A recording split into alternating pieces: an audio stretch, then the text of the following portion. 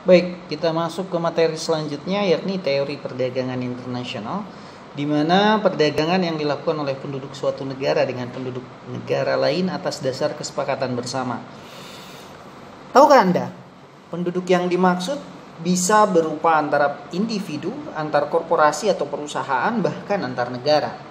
Transaksi yang dilakukan melalui perdagangan internasional akan berdampak positif terhadap perekonomian suatu negara, yakni mendorong industrialisasi, kemajuan transportasi, globalisasi, dan kehadiran perusahaan multinasional yang bisa menguntungkan suatu negara.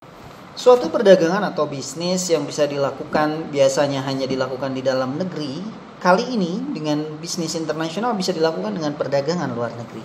Apa perbedaannya? Perbedaannya ketika kita melakukan bisnis domestik, hal ini hanya dilakukan oleh satu negara saja, tidak melibatkan negara orang lain, bahkan tidak melibatkan mata uang negara lain. Tetapi bisnis internasional ini melibatkan dua negara. Ada kemungkinan kita bisa mendapatkan barang yang murah dengan terjadinya bisnis internasional atau perdagangan internasional. Terjadinya perdagangan ini merupakan sifat naluriah setiap manusia dalam memenuhi kebutuhannya. Perdagangan internasional selalu mengalami perkembangan serta kompleks dalam mengikuti kemajuan zaman dan peradaban manusia. Oleh karenanya, agar negara kita terus berkembang,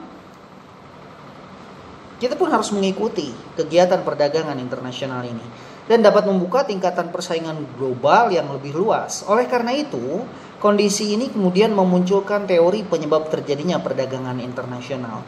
Kalau kita beranjak dari teori ekonomi klasik, ada 3 teori yang sering kita dengar. Yang pertama, teori ekonomi absolute advantage atau keunggulan mutlak. Yang kedua, teori comparative advantage atau perbandingan harga. Kita kupas satu-satu. Apa itu teori klasik? Teori absolute advantage atau keunggulan mutlak. Teori yang disampaikan oleh Adam Smith ini merupakan teori keunggulan absolut, di mana tokohnya adalah Adam Smith. Teori keunggulan absolut menjadi teori perdagangan internasional yang paling dikenal. Teori ini dikemukakan oleh Adam Smith yang memupuskan pada keunggulan mutlak. Menyatakan bahwa keunggulan mutlak merupakan keunggulan yang didapatkan oleh sebuah negara karena berhasil membuat biaya produksi dengan harga yang lebih murah dibandingkan negara lain. Menurut teori ini, jika harga barang dengan jenis yang sama tidak memiliki perbedaan di berbagai negara, maka tidak ada alasan perdagangan internasional atau bisnis internasional bisa dilakukan. Adam Smith mengatakan, kalau kita mau melakukan perdagangan internasional, maka buatlah spesialisasi keunggulan mutlak untuk produk dari suatu negara yang bisa kita buat. Apapun itu, contohnya begini. Kalau kita unggul dalam membuat elektronik atau kita unggul dalam membuat produk sepatu dibandingkan negara lain dan kita bisa mendapatkan bahan baku yang murah, harga produksi yang murah, maka lakukanlah perdagangan internasional tersebut. Dengan cara apa? Yang pertama ya ekspor impor. Tapi dengan satu syarat, kalau menurut teori Adam Smith, kita harus punya produk yang murah dibandingkan dengan produk dari negara lain. Itu yang dikatakan oleh Adam Smith mengenai teori absolute advantage atau keunggulan mutlak. Sebagai contoh kasus begini, apabila di suatu negara, kita sebutkanlah negaranya Indonesia.